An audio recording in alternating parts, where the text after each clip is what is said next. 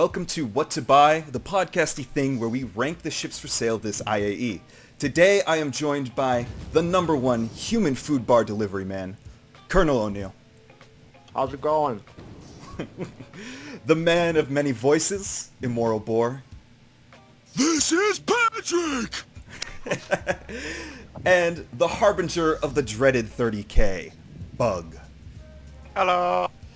Today we're talking RSI, all things RSI, and we're just going to talk through the ships, tell you what we think you should buy, and what's going to work best for you. What not to buy. And what not to buy, exactly. So, today we're going to start with the Constellation Series. I kind of want to do these guys together because there's 4 of them, and they're all pretty similar. They're a bit different, but they're not very much different. So we're going to start with just the base Connie. Like, what do we think of it as a platform, right? It's got size 5 cannons. It's a bit slow. The shields are okay, but I mean, it just eats firepower, and I feel like a lot of people die. But with the size 2 turrets, particularly with 315, I mean, with a good multi-crew, you can do a lot of damage with it. I should correct it. I believe only 2 of the guns are size 50 or size 50. Well, I mean, size 5 mounts, size 5 hardpoints, right? But anyways, let's talk about the Aquila. I mean, it's a exploring vessel. It has less turrets than the base model, and the gameplay loop's not in yet. But I like the windows up front. Cockpit's fantastic. Mm-hmm. There's a lot of firepower as long as you're far enough away that they can't, kind of circle around you. So if you can point at something and get the drop on them, you're probably going to win. Yeah, I mean, it's slow, but it is fast enough. Currently, I would also recommend switching to fixed size 5s because gimbals and auto gimbal mode just don't really work that well right now. No, it's not. I don't think it's necessary to use the auto gimbal. It's an okay ship, the Aquila. Presumably, it's going to have a scanning array that's going to be very helpful for finding minerals or whatever people need to find, but it's just not there yet. Now we move on to the luxury craft, the luxury Constellation Phoenix. It does have both turrets, has a little less cargo space, but the interior, the interior. I'm not impressed by your performance. What do you guys think? The Phoenix is the best Constellation in my opinion. It's got the hot tub and everything. I think I agree, because it does pretty much everything the others do, but it also has that addition of just pleasant living scenario. Yeah, it's the poor man's 890 jump. Or 890 600, jump. yeah. Yep. Yeah, it's like if you want that luxury feel, but you don't want to buy that expensive ship, it's probably a good bet. Then the next one, the working man's vessel, the Constellation Taurus, new as of 314. I haven't had the chance to use it yet. However, if I can run cargo in a Constellation, that sounds appealing to me. It has a huge SCU bay. Like, it's vast. So yeah, I even though I haven't flown it, I would definitely say if you want a cargo ship that can fight back, especially right now with the amount of loss there is when you do die, I think it's a safe bet, cargo ship that can fight back. Oh, I was just going to say, I think it's like 1/3 size larger than the regular Connie. Yeah, it's really, it's quite something. And then if you think about it, you can still put a Kruger in there technically, because the bay is so long that you could drive one up and drop it in. You can put a lot of, small vehicles and stuff inside that wider cargo bay, even if it doesn't have the mount for it. And we can't forget about the shielded cargo bay in the rear. Yeah. It does. It's a good advantage to have. I think I'd prefer that over having a Merlin for a cargo runner to be able to, get a little ETAM on the side or a Black Widow. The Andromeda, the missile boat. I've always had fun flying that. You can do some high-level bounties with it, as long as you are smart about how you start the engagement. I agree. I mean, with having such heavy forward-facing firepower, even a hammerhead you can probably take out if you're doing it right and you're orbiting properly, keeping out of the firing arc. I think the Andromeda needs some sort of rework or buff, but I am sort of partial to it as it was the second ship I ever got in this game. It's just the Connie model is the turning radius and everything. It's slow, and I mean everything else can kind of eat that thing. Everything's either faster than it or stronger than it in a lot of ways, you know. So it's not exactly PvP viable, but for your basic PvE it works. But I would want something else if I was running a 3-man multi-crew. Any thoughts, Boar? That's not a sailboat. It's not. You're right. It really isn't. Let's see. So we've got the Connie series overall. What do you think we should rank it at? We're going the American grading system plus an S. So S, A, B, C, D, F. You've got C, which is above average. You've got D, which is below average. You've got F, which is complete dookie, and S, which is like, you should have this. This is one of the best. This is the best thing you can get in the game, kind of thing. If you can afford it. Yeah. Yeah. We're not telling you to buy anything, but whatever money you want to put down, we're here for you, right? If you just want to put $10 down to upgrade your Aurora, that's what we're here for. But we're also here for the guy who's going to be like, I want to put down $1,000, you know? Yeah, I can't speak for anybody who don't want to spend that much money. I think it's low. I think it's either average or below average. So I'm thinking C or D. I'd probably put it at C. C's a good spot for it, and it's. Yeah. I mean, any Connie you're getting is going to be a versatile vehicle. Outside of combat, it's a pretty good ship. It's just the combat aspect of the ship is terrible. Yeah. Compared to others. It needs some love. The Space Cow just it's not where it could be. You know, it could be so much more. On paper, it looks like such a great ship in almost every aspect, but when you actually fly it and try to use it versus other vessels, it just situationally isn't as good. I agree with the C. C? Alright. Now we're going to do the Aurora ES, the starter ship pretty much everyone started with. I mean, I think everyone's got a soft spot for it. The thing's maneuverable. I've seen it used in PvP and actually be fairly effective. It's got 4 size 1 hard points, but only 2 of them have mounts by default. And it's got a little cargo, it's got a bed, it's got everything you kind of need for a little starting package. I picked one up at a later time because I found it fit into Carrack, which is a great vessel to have in the Carrack. So I was using it for a while that way with our boy Aiton's Carrack. I did not know it fit into the Carrack. That is pretty cool. Yeah, I think it's great. It fits in the Hercules too. You can put it right in there. It's just fly it straight through. It's cool. Well, I like it. It's got a good amount of room. It's got good firepower to it and all that. Yeah, I mean, it's as a starter ship, like I always use this asterisk here, because a starter ship is not going to be as good at PvP as a PvP-based ship or any specialized ship. It's not going to be good in any specific role, but you want that Swiss Army knife. Yeah, exactly. You want that $40 ticket into Star Citizen. The Aurora, I think, is your best bet. That's where you go. I say A or S tier as a starter ship. As a starter ship, yeah. Starter ship, I'd go with A tier. I mean, I've gotten most of my fun out of crashing it into a ground. But... yeah. But I also like the visual it strikes, right? It's this kind of antique ship. So for people who are just starting out, it gives them like kind of a cool introduction, like, okay, a slow ramp up to what the modern ships are like. You know, it's cool. I think it's got such a good place in the game, and the tone as you play it is good, is ideal. Looking at the lore stuff for the Aurora, see if I can find it. Not necessarily antique, but it is older. It's one of the older vessels, and it has been around for a while, similar to the Connie. They're both. I think it's older than the Javelin. Ooh, yeah, damn. Yeah, Javelin's 300. I mean, by modern standards, that is antique, but I guess in spaceship world, it's not the same, right? And Star Wars, you got ships that are flying around that are thousands of years old. Mm-hmm. I mean, as long as you keep a vessel together, it's gonna do you good. You just have to make sure you're maintaining it. On a side note here, O'Neill, where are you? What are you doing? I just got what's it called? It got impounded while I was selling the stuff. No. So yeah. I got impounded too. Damn. yeah. That's why I'm just gonna go back and pull it back out. I'll let you know what pad's at. Oh yeah. I need to fight. Yeah, let me get you that.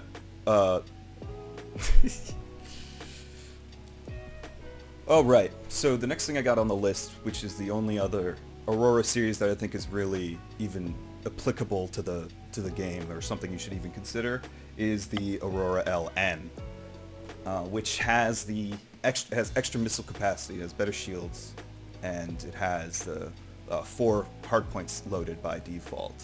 It's a pretty good little vessel. I know a lot of people have it still, and they're, people who have big ships at this point, who have long gotten past a starter, but for some reason they still hang on to the Aurora but LN edition.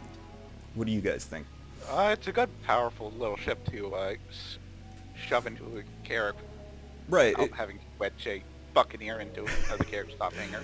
Right, and the Buccaneer is glitchy in the top hanger. It works, but it hops around and can break if it's up there. That is an Avengers level threat. Because it's so similar to and it's better in some ways, so it kind of doesn't make sense to put it lower than the Aurora ES. Oh, it's a little bit better than the standard Aurora, but not by much. I think if you're gonna, it's a great way if you're angling and you're like, oh, I think I want to put a little bit more money into Star Citizen. Going from the Aurora ES to the LN is a great maneuver. I think that's probably one of the best just upgrades you can do. It's cheap and you'll feel the difference. In that regard, yeah, I think I would put it on that A level.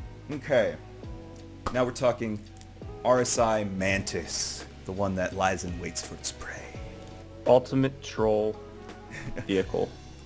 The ultimate troll vehicle, absolutely. If you've got It's a lot of fun. a couple buddies, you can keep people locked down. You can. We just had someone lock us down with a quantum enforcement drive at a station, and they were trying to get money and stuff out of people. Some people would try to run the blockade, or some people would try to fight them, or other people would just pay. So it created some interesting gameplay, and I like that it's in the game. It's the ship that I'm upset that I lost in game once they did the reset, because it was so much fun to just mess with people with it. Right. As long as you got someone with you, like some backup, it's strong. It's good. It's not a strong ship by itself. You can't rob people by yourself just using that on its own. You need friends. Yeah. Good support ship for hunting bounties. All right, we've got a new entry into the voice chat. The Maverick of X-Soul, Maverick. Hello, hello, hello.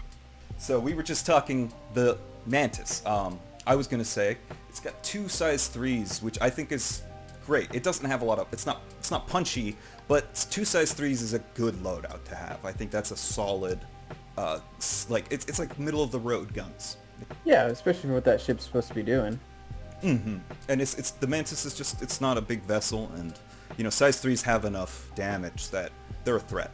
I wouldn't want to walk into them. Felt a little bit more like a little heavier than a Gladius, but not by much. So that's pretty good dogfighting. So kind of like a medium fighter. Around a Saber, I would say. I think it is a good vessel, but you gotta have support, and that's why I would probably rate it a little lower, because if you don't have someone to hang with, it's not useful for you. So I would say like C. Seeing as how there's only like 2 Quantum Enforcer ships, I'd probably put it as C. It's on par with the Blue. Yeah. Do we have any on this tier list? Is it just like general opinions on it, or are we like talking about only bounty hunting? Well, we're talking about a ship, right? If presumably, and there'll be images. If you're buying a ship, you kind of understand what that ship is to some degree, right? You know what you're getting into, right? If you're buying an Orion, you look at that thing, it's a mining vessel, right? Yeah. So We're saying whatever you want to do in this game, just how good is it at what it does. And then I would say for the Mantis, I think a C tier is definitely where it should be based off of that. You're right. Sounds good. I agree. Let's put it to paper. Okay, let's move on to the Rsi Ursa Rover, which is, I think, the most useful ground vehicle to some degree. It fits pretty much where you want it to fit. It's versatile. Right, if you think a vehicle's going to fit in your ship, then the Ursa will probably fit there. So what do you think? A little bit of firepower, a little bit of fun. Could be used for org events. That's a lot of damage! For a ground ship, or like a ground vehicle, I really like it for transport. And it's fast, you know, it's Yes. what you want. I think that, you know, Star Citizen does alien tax. We got to do ground vehicle tax because they're not useful yet. This isn't something you would get it and you'd be like, okay, now what do I do? There's just not a lot of available game loops for the moment. Break someone out of jail with help get someone out of jail. Yeah, but they can get a rover already. Yeah, and Yeah, there's easier ways to break people out of jail. Yeah. You know? Particularly take a carrack, fly it down right into the hole, and they just jump straight in, and then you fly off. You know, so it's useful in some ways, but really it's more for the visual fun and what can we do. I'm thinking if we're comparing the Ursa Rover, then its competitor is the Cyclone, right? The Cyclone can fit into a couple more vehicles, like vehicles you wouldn't expect a ground vehicle to fit in. You might as well be investing your money into the Rover instead of Yeah. the Cyclone. You get better protection. You can haul more. It's basically as fast. And then it has also atmospheric control, so you know you're not like dying on Aberdeen, which is always pleasant. Yeah, that's a big plus. It's a standard for ground vehicles. Yeah, I think it's really what it should be compared to. it is definitely like the ground vehicle. If you want a ground vehicle, this is what you're gonna get. The only reason I could see you getting a Cyclone is if you found out it fits in. Oh no! What? Oh no! I didn't see him. Yeah, eat that size 20 missile, bud. What the Yeah. fuck did you hit me with? It's some MSR. Yeah. Sorry, guys. It's treason. It's treason. It's treason then. You struck me the second I fucking destroyed that am Cuddy. Senate. Rebels. Go. Rebel scum. No. It's the standard for ground vehicles. The only Yeah, I reason. lost more than you can know. I'm so fucking- I gotta take a minute here. It's cool. Times the legs to challenge. You can't do this to me. You gotta give me a break. Oh my god, you're ruining it. You ruined the. Okay. Oh no. This thing's Broken. heavily damaged. You broke him.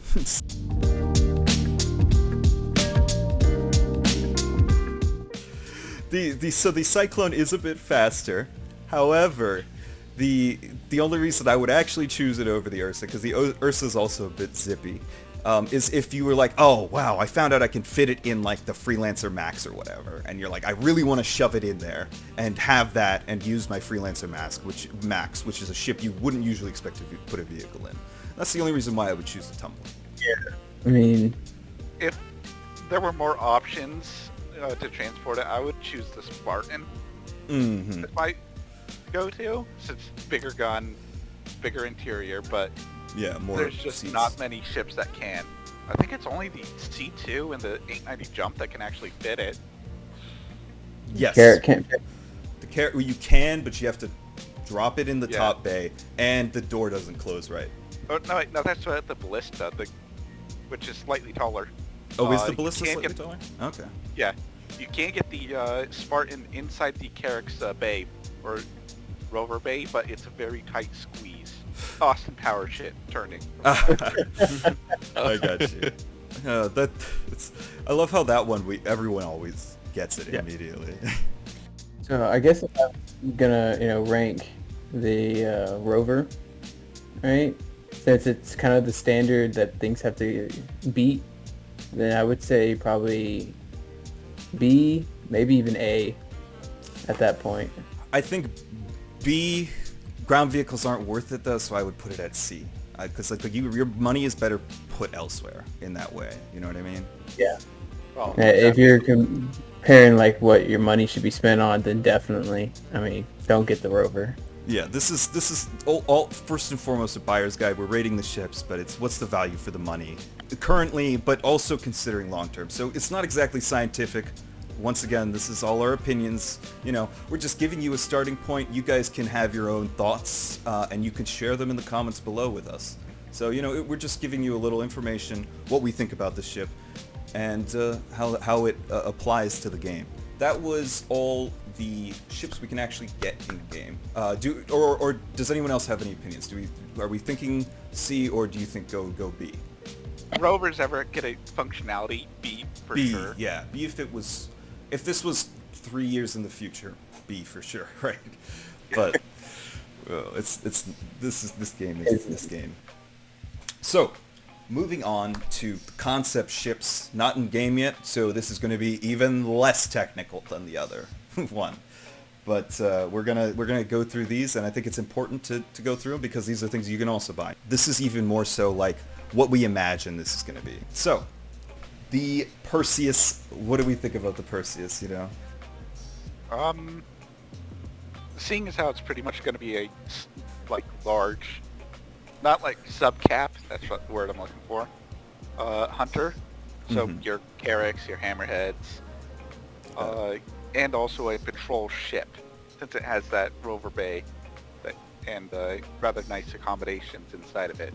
But yeah, I mean, it's got these huge weapons. It's not going to be very good against little fighters, but punching big ass ships, it's going to do that very well. It's kind of like the dark cousin to the Hammerhead, right? Where it's punches above its weight class. The Hammerhead's meant for taking out things below its weight class.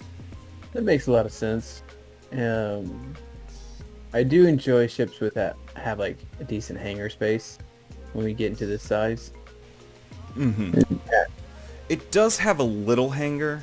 I think it's perfect for a rover, is kind of what they described it as. Which, it used to be like heavy armaments as in the military version, but when they updated it for civilians, they added the little bay. Yeah, it looks like it can fit... Oh, hey, looks like it can fit RSI's previous entry we talked about, the Ursa. Nice. All right. Well, I think that's a bonus. You're not putting a fighter in there, but you know, having that is kind of nice. Though I would ask, like, are they really compatible vehicles? Like, where do those gameplay loops cross each other? I believe the Perseus in Loro stated to be focused on patrolling, so landing on a planet's surface and deploying a recon squad using an Ursa would probably make sense. No, so yeah, no, actually, I didn't think about that, but it does synergize well for kind of that purpose, you know. So the question really is, when you're spending your money, what are we comparing this to? You know, you've got the Hammerhead, the Polaris, and the Perseus, right? Are kind of your three ships to compare. Maybe the Merchantman. You know what? It could compete. If you get close to a Polaris, it's going to be the thing that takes out a Polaris, right? But more than not, the Polaris is going to get the Perseus is going to get assassinated by the Polaris. I know it is stated to have size 5 torpedoes, which can occasionally take out a Cuddy Black in one shot. If it has a big health pool, I mean, we don't know exactly how much it's going to have, but if it does have a big health pool, then even if you have big turrets, eventually you're going to get on target and hit a few shots, and they're going to be devastating shots. It should also be noted that the smaller size 3 turrets are going to have built-in point defense controls. Very cool. Yeah, that's always a good feature, because that's going to detonate, small missiles, destroy torpedoes, and make small fighters not get too comfortable. Crew, does the Hammerhead have 10 to fully man it? Yeah, 6 turrets, right? 6 turrets, but you need a support and logistics crew. So I think 10 would be everything's working. You can't have just one engineer; it's too big. Only having 4 crew to man this thing is, super helpful. Yeah, it sets up a lot of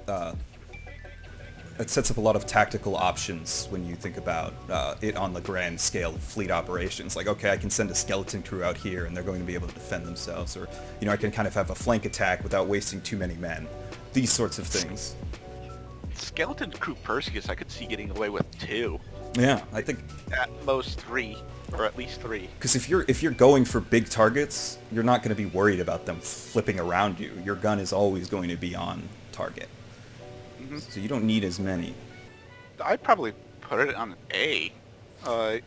A or S, teetering on the edge of it. Yeah, we would have to see. I would not feel comfortable putting anything S tier without actually seeing it in game. But I think it fits in a solid A. And you know what? Maybe I think at worst it's going to be a B. I think this is a good ship, and you might be disappointed with it, but it's going to do what it's advertising. Yeah, but another thing that should be noted is it's not that upgradable compared to some of the other ships of its size, because the cannons are bespoke, which means they cannot be changed out. Ah, interesting. Yeah, and they are projectile. So you can run out of ammo. Oh, really? That really hinders it because... Well, if you're... I think if you're using a Perseus, you're not teetering on the edge of space, looking around, not having much support behind you. This has a big home base that it's coming from, and it can restock and refuel there. I'd imagine it'd be very great for those orgs that want to set up or take over a planet as a planetary defense ship. Yeah. Or if you have a smaller org and you need to take on a bigger org, this is what you're going to use. This ship is all about using it for its role. Yeah. Right? You stand outside its role at all, try to do maybe exploration with it.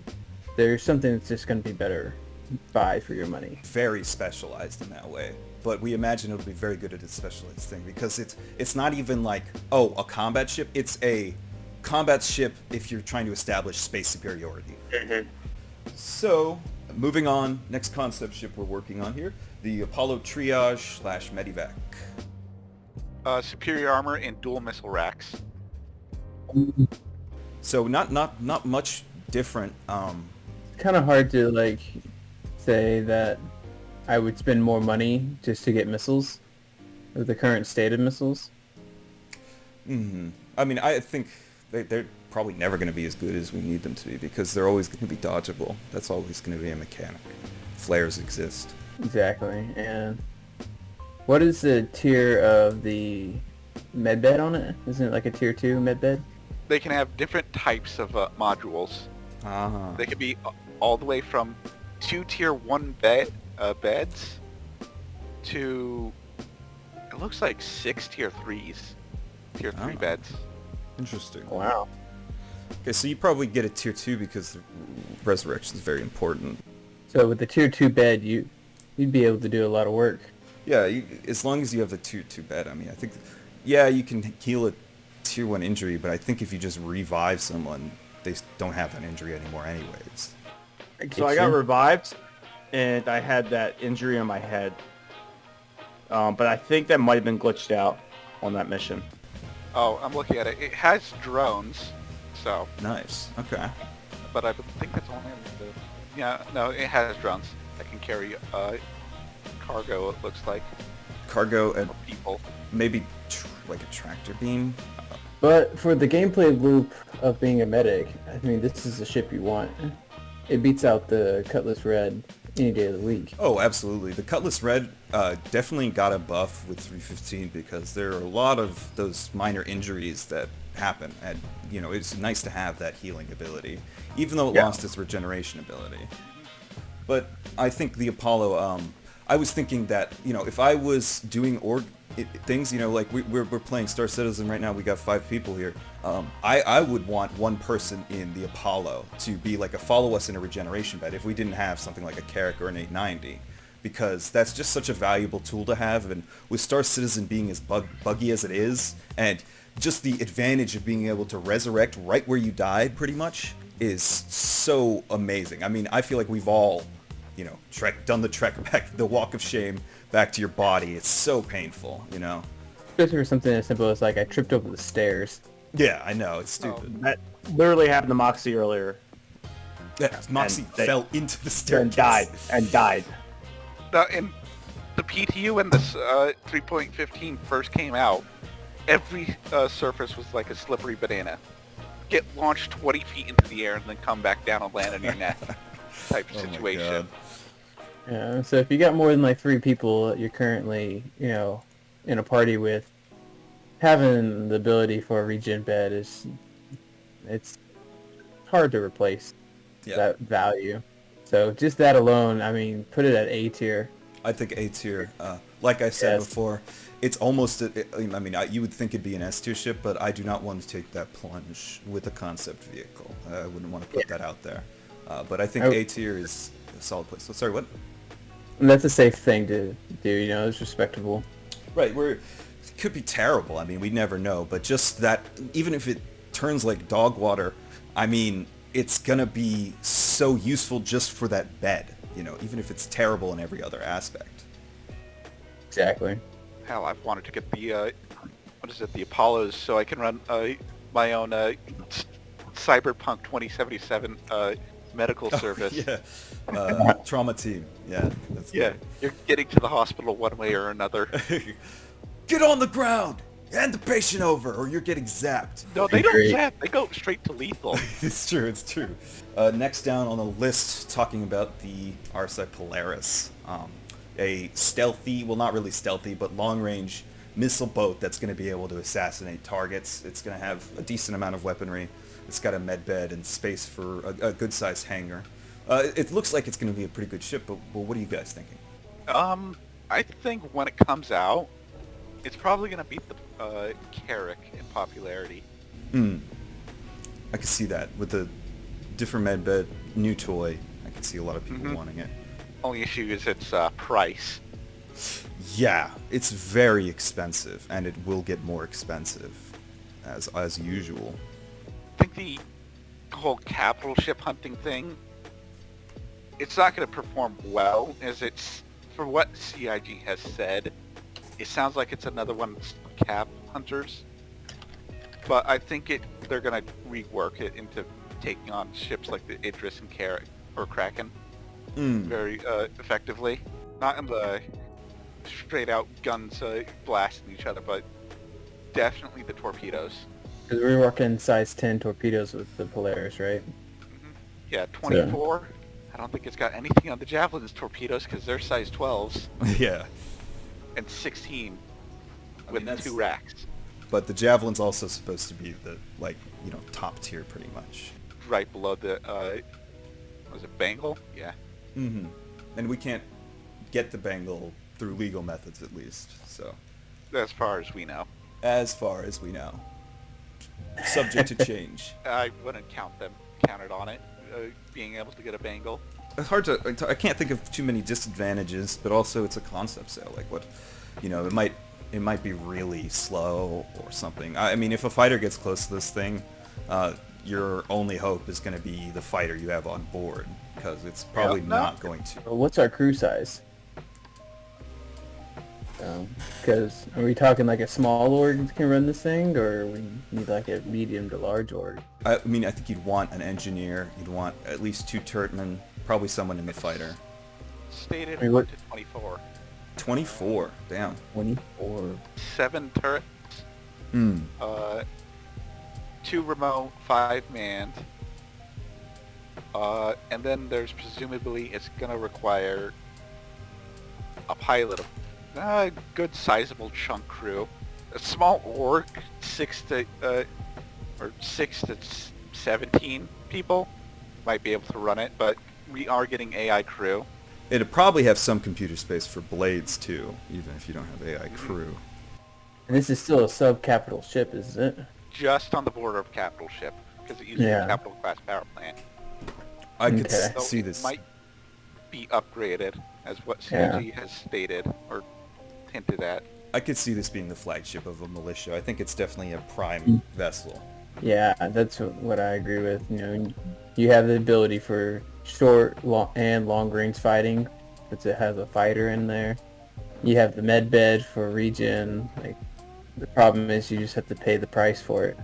Yeah, that's going to be a massive downside of running Capital these ship. crew-intensive ships. Unless you're running full player, is paying the AI crew. Oh, yeah, another thing that we've been that I've seen a lot of people forget to mention in these capital ship videos. Capital ships are very slow in real space, but are the fastest ships in quantum travel. The biggest engine. Like, It's interesting. they said that it could go from Crusader to Microtech in 7 minutes with the Idris. I'm pretty sure I did that in the Connie Taurus, and it was like a 25-minute trip.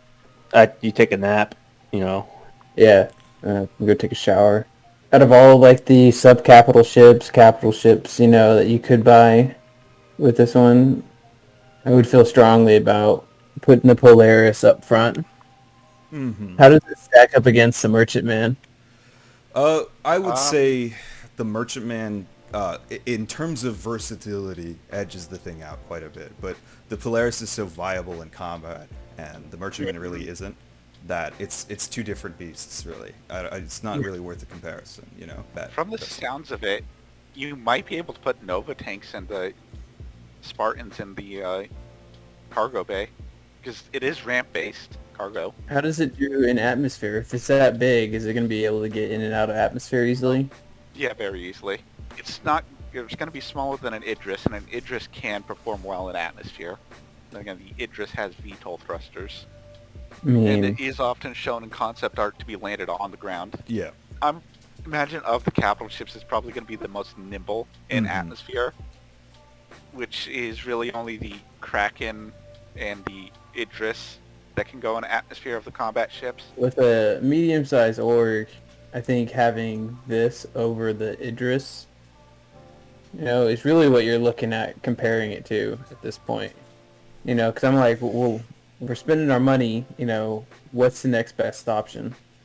You also don't have to play the F5 wars with trying to get the Polaris. Mm-hmm. And, the other ships are just so expensive in that, that this is going to do and compete with those ships. Because if you're going to take on an Idris, you're going to have enough people that have fighters to do so. Yeah. So you're not going to need something that can go blow to blow with it, because you'll have a bunch of tiny needles that poke it to death. It should be stated that the Idrises that are in-game and the Javelins are a weakened state. So if they add the Polaris, we might have to have one or somebody's going to have to bring one in case we're fighting one. Whenever there's a Xeno threat event going on, somebody might need to bring a Polaris to help the Javelin. Yeah. And then that's the other thing, right? Something like a Jav, an Idris is going to synergize really well with this ship. You're going to have the frontal firepower, and you're going to have someone standing back a few paces, weakening targets. I know, buddy. It's going to work well. It's probably going to be one of the best ships to work as a solo and a fleet ship. Yeah, with a lot of these vessels, we're already running into, I don't have enough crew to crew my X and X, right? This is going to give you the option to crew it with fewer people. You only have to have a couple friends to keep this thing operational. Whereas if you're going to use a Jav effectively, you need to have a ton of crew. You probably can't even do with one engineer. Like, it would just be the ship would break before he got there. Yeah. Not to mention how big it is. So it is huge. These ships are massive, and they have so many levels too. So yeah. I believe the Polaris is almost the same size as the 890 Jump. I don't know. It's almost like a small org would still have a hard time calling this their capital ship. Alright. You'd need a medium-sized org where you can man at least like 6 people into it. Yeah. But the Polaris, I'd say it verges on the S tier. We don't know enough about it. Yeah. But on popularity, it's definitely on the S tier because it's one of the most anticipated ships so far. And that means they're going to put extra love and care into it. They know they can't mess this one up. So it's going to come out at a really good standard. You've seen the amount of salt Polaris owners throw whenever a new ship killer is released. Right. Yeah, this is when this launches, people are going to be losing their minds. So I think I could definitely see, going A tier, and S tier, there's always the chance. Yeah, I would agree.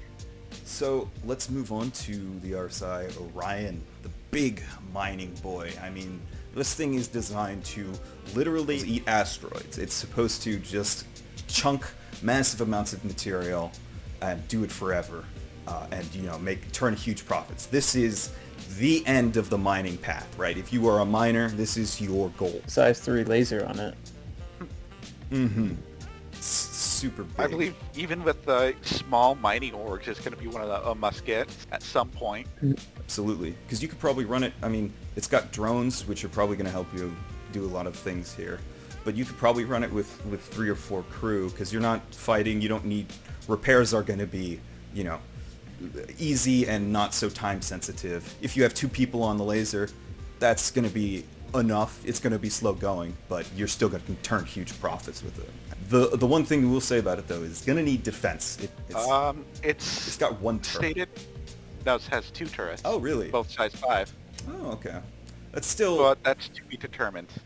And it's also very much designed to bring things to it rather than move anywhere. So it's going to be very slow. And you don't go into any planet's atmosphere with this thing. No, hell no. Yeah, you'd be crazy, bro.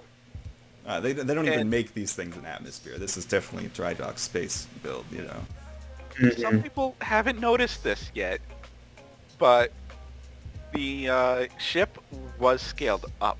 It was, I believe, 280, or it was like around 200 meters. It was twice the length of a Connie. Jeez. Now it's 380 meters. Almost the size, same size as the Javelin. God damn. I think that's, I believe, the biggest industrial ship, right? There's nothing that competes with it. It's the largest. I think the thing that you really have to consider with this and why you want it is because it gives you a refinery on board. Right. You chunk through resources. It's probably going to have a lot of ability to like filter resources, right? Okay, I want to eject, material out the back that's not a resource, right? I don't want just random stone. So that just keeps shitting out the back, and then you've got, you take the resources, and depending on how you do it, you could probably mine whatever you want, as long as it's in space, of course. It's going to be crazy. And I think even if you didn't filter anything, you just filled the cargo bay, it's got so much SCU that you're going to turn such a profit with a full bay, regardless of what you do. Most people are probably never going to get there, even fill the whole thing up, Yeah, seeing how long it takes to fill up a mole is SU with mining. Yeah, I mean Isn't it like 32 on the mole? Or 12 on the mole? I can't remember. This has 384 SCU of mining cargo. The mole's 96 SCU. Yeah. This may even be like a 2-day mining affair. Everyone logs off in a bed, hops back on, finishes mining, This is crazy stuff. There's also the aspect of you have a bunch of prospectors go out, and eventually the prospectors' SCUs will be removable. You need something like a tractor beam, could carry them away and then deliver them to this. So if you're an org that's dedicated for mining, then your players would have their individual ships, and you could just use your refinery here and scuttle around the taxes. Now, there is consideration for the future. When it comes to when actual ship cargo becomes physicalized and you have to move it, there is going to be a price to pay whenever it comes to unloading the cargo to sell it. Yeah. Okay. And it's going to take a long time. There's going to be a time factor. But with the drones, we don't know what they're going to do, but they might be able to unload cargo for you and shuffle it without paying docking fees. But that's complete speculation. There's nothing to back that. I think you're not getting around the docking fees. I'm just parked near the station. I'm not actually on the station. So really what you're getting into with this is, do you have an organization that is dedicated for mining? If you don't have an organization that's dedicated for that, then there's different outlets for mining. The prospector is all about like relaxation, throw a podcast in, go fly around the planet, do some light mining. If you actually have a couple friends that are interested, we have the mole at that point. But if you have an organization, we're talking like, 6 to 10 people who are dedicating to mining, this is where you spend your money. Right, or as a branch to a larger org that is the mining unit. This is where this is what their resources would get them. Yeah. No, that's also a solid thing to say. Like, if your org is large enough to have its own branch for mining, then go to town. This is what you get. Yeah, I mean, if you are a miner and you have the money to throw down on this thing, be responsible. Not just do I have the money. Oh, my bank account has exactly enough to pay for this. But if you legitimately can afford this and you're a miner, you are not going to get anything better. This is what you go for. It even has some nice looking living spaces from the concept art. Yeah, I mean, with how large it is, I think it's going to be nice. It's RSI, so you know it's going to have some level of quality inside. It's not just Drake exposed wiring and light bulbs that are broken and glass on the ground, you know. Nor is it going to be the Reclaimers' drippy corridors. Right. Well, CIG does good with their industrial ships. If we look at like the Mole, right, it's a gorgeous looking ship on the inside. It has the feel that you want. You know, as far as from like, you know, the picnic table for the crew to go and sit at, all the way down to, you know, the seats.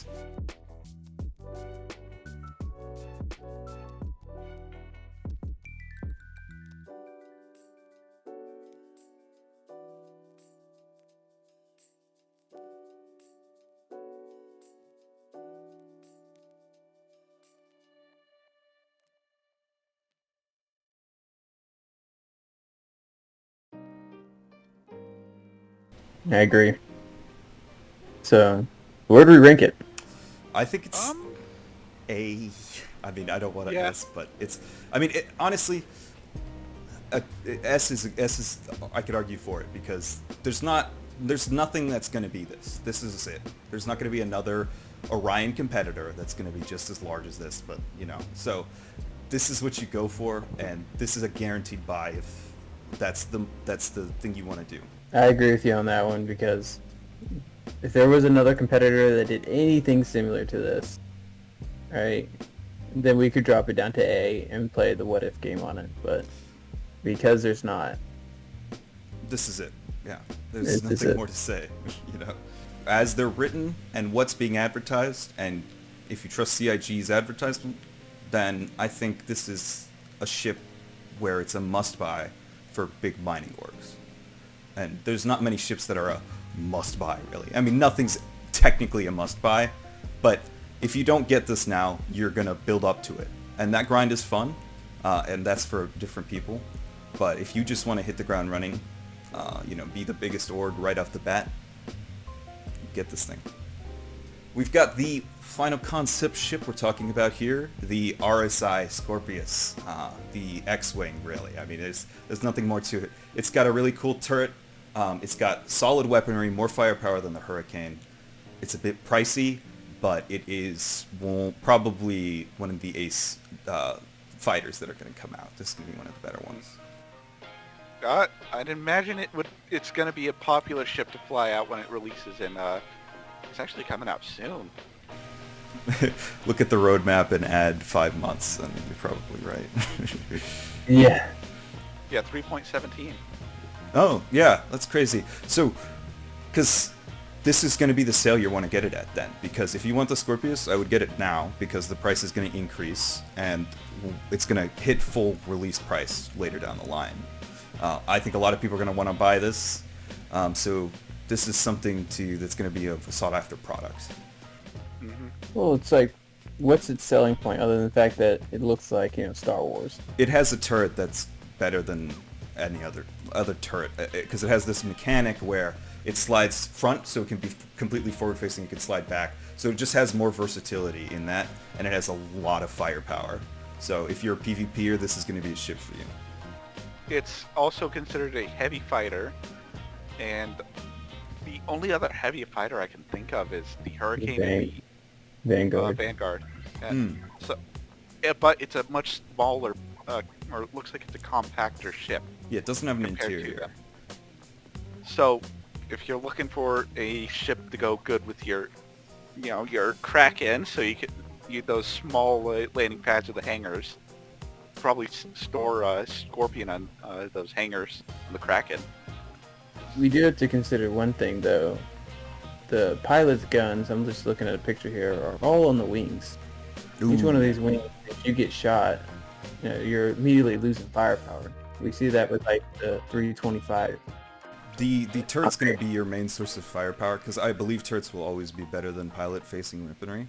But losing pilot-facing weaponry is going to be, that's going to be a big blow for sure. And then if you, what's the flight going to be like if you lose wings, right? Is it going to... If you're in atmosphere. Yeah, I think it's probably going to be pretty bad. It probably depends on those wings for aerodynamics.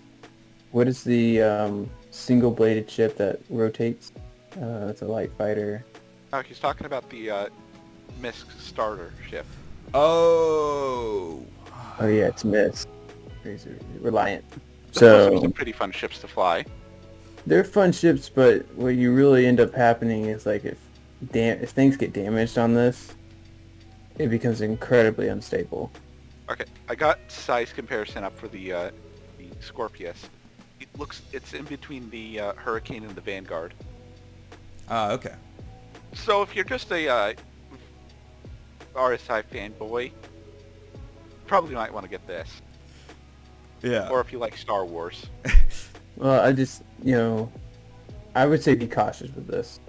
Because of the wings coming off and losing pilot-facing weaponry, in my mind, that puts it down to the B.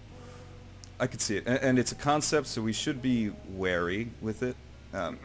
The weapons do seem nice. I think something what I was going to say actually is that where its size is going to probably fit in maybe a Polaris even. I don't know. But it's going to fit in a lot of things and it's going to be a great companion to a large vessel.